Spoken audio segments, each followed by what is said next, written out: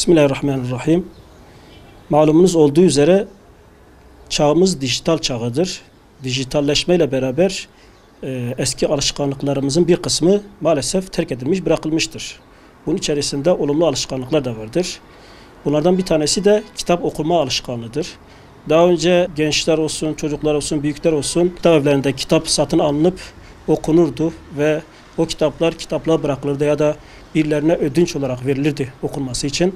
Ama günümüzde her şeyin internet ortamına girmesi ve dijitalleşmesiyle beraber okuma da dijitalleşmiştir. Dijital okuma platformları açılmıştır. Zaten ülkemizde kitap okuma alışkanlığı düşük bir seviyedeydi.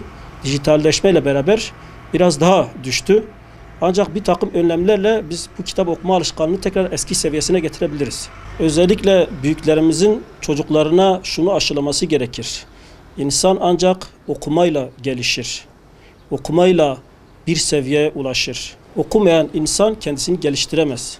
Başarılı olamaz. Ne derslerinde başarılı olur ne hayatında başarılı olabilir. Okumanın çok fazla önemi vardır.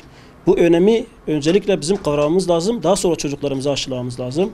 Okuyan bir insan muhakeme gücü gelişir. İnsanlarla diyalogu daha iyi olur. Konuşma kabiliyeti gelişir. Daha akıcı bir şekilde konuşur.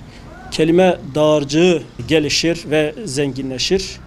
Ve bununla beraber okulda, derslerinde de başarılı olur. Tabii okuma alışkanlığı kazandırabilmenin yegane yolu da ebeveynlerin onlara örneklik teşkil etmesidir.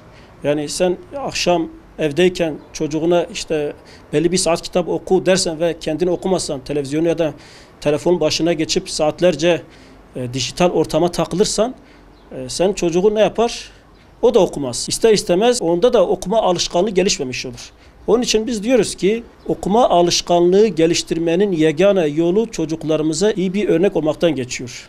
Dijitalleşmeyle beraber okuma da farklı bir evreye geçmiş durumdadır. Şu anda piyasada onlarca hatta yüzlerce okuma platformları vardır. Dijital ortamda kitaplar ne yapılmıştır?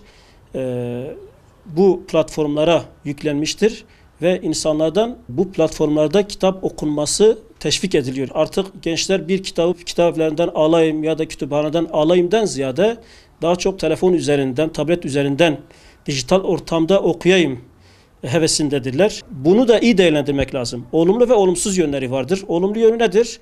Örneklik teşkil edebilen, insanlara faydalı olabilen kitaplar bu platformlara iyice aktarılırsa ve bu olumlu platformlar zenginleştirilirse gençler açısından, okuyan kesim açısından güzel bir çalışma olur. Ancak görün ki günümüzde bu okuma platformları daha çok art niyetli insanların eline düşmüştür. Yani sayıları 50 milyonu geçen nice dijital kitap okuma platformları vardır ve bu platformlara yüklenen özellikle romanlar gençliğin ahlakını bozacak içeriklere sahiptir.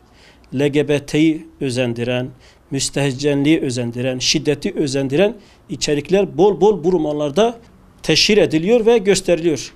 Tabi bu da yeni ergenlik dönemine geçen geçiş döneminde bir arayış içerisinde olan gençler arasında maalesef popülerleşebiliyor, revaca ulaşabiliyor. Ve Allah muhafaza bu platformlarda kitap okuyan gençlerimizde olumsuz alışkanlıklar edinilebiliyor. Yani mesela en kötü bir tabirle geçenlerde bir platformu ben inceledim. Yurt dışı merkezli ve 50 milyonda fazla kullanıcısı vardır. Bu kullanıcıların çoğu da ortaokul 8. sınıf öğrencileridir. Ve 8. sınıf da en kritik dönemdir biz biliyoruz. Ergenlik dönemine geçiş sürecidir. Gençlerin arayış içerisinde olduğu bir süreçtir. İyi bir yöne kanalize etmediğimiz vakit farklı kötü yönlere sevk etmeye meyilli bir çağdır, bir dönemdir. Böyle bir dönemde mesela bu platform üzerinden biraz araştırma yaptım. Baktım ki ötenazi özendiriliyor. LGBT içerikleri var, müstehcen içerikler bol bol var içerisinde. Gerçekten tehlikeli bir dijital okuma platformudur.